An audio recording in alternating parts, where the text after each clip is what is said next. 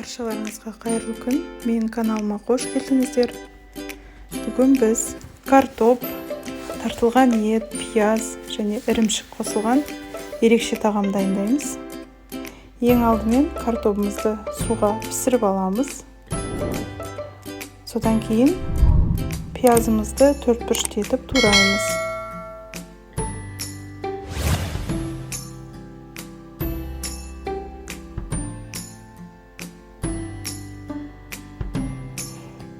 Кейін табамызға сұйық май құйып, тартылған етімізді қуырамыз.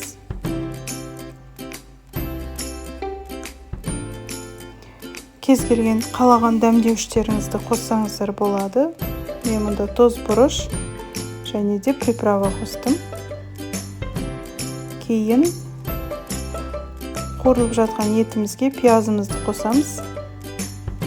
Жақсылап араластырып қуырамыз сарғайғанша.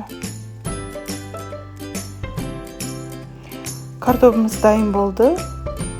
Кішкене май қосып езіп аламыз. Енді видеода көріп тұрғандарыңыздай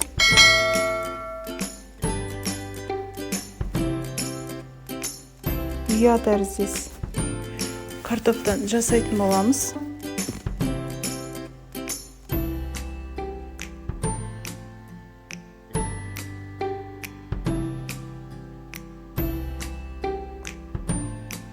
Міне біздің ұяларымыз дайын болды. Ары қарай салмамызды саламыз. Қуырылып дайын болған. Барлығына бір кетіп салып шығамыз.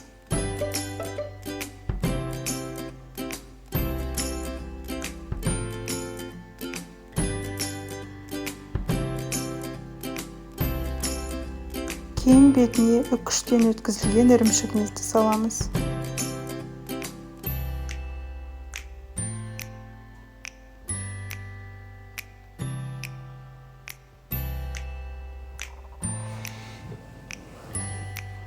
«200 градус қызып тұрған пеште 15-20 минут пісіреміз.